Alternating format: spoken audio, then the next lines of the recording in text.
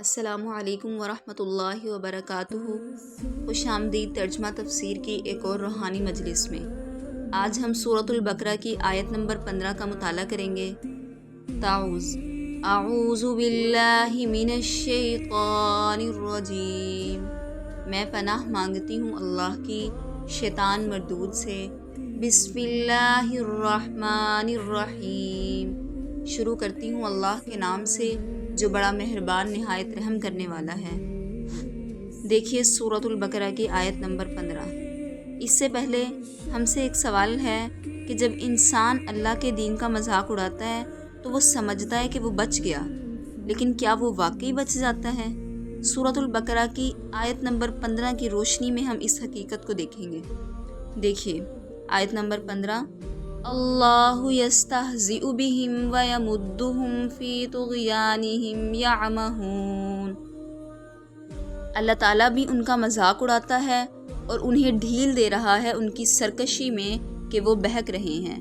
لفظ بلفظ ترجمہ دیکھیے، اللہ یستہزئ، وہ مذاق اڑاتا ہے، بہم ان کے ساتھ، یا مذاق کرتا ہے ان کے ساتھ، ویمدہم اور ڈھیل دے رہا ہے ان کو، یمدو وہ ڈھیل دے رہا ہے، ہم ان کو، فی میں، طغیانہم ان کی سرکشی میں، ان کی نافرمانی میں، یعمہون کہ وہ بہک رہے ہیں۔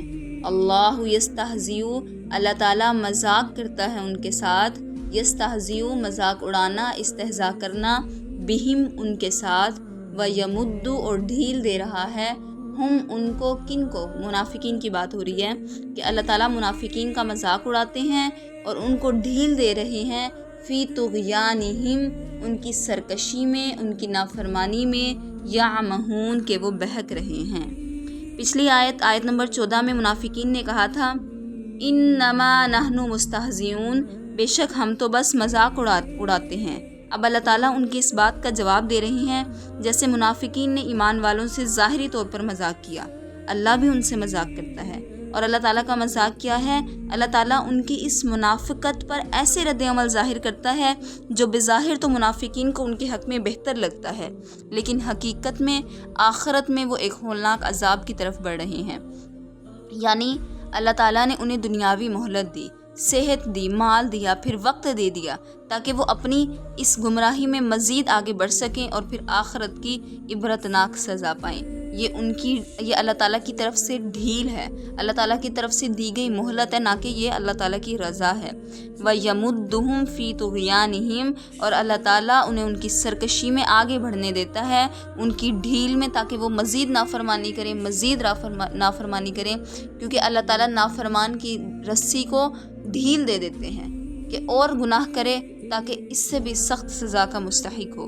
آگے ایک لفظ ہے یعمہون، وہ اندھوں کی طرح بھٹکتے پھر رہے ہیں، یعنی ان کے پاس سمت کوئی نہیں، ہدایت بھی کوئی نہیں، حالانکہ ان کے پاس آنکھیں بھی ہیں، قرآن بھی ہے، نبی بھی ہے، مگر وہ سچائی کو دیکھنا ہی نہیں چاہتے۔ یہ کون لوگ ہیں؟ یہ منافقین لوگ ہیں، جو لوگ دین کا مذاق اڑاتے ہیں، آخر اللہ تعالیٰ ان کا ایسا ہی انجام کرتے ہیں جو خود ان کے لیے ہلاکت کا باعث بن جاتا ہے۔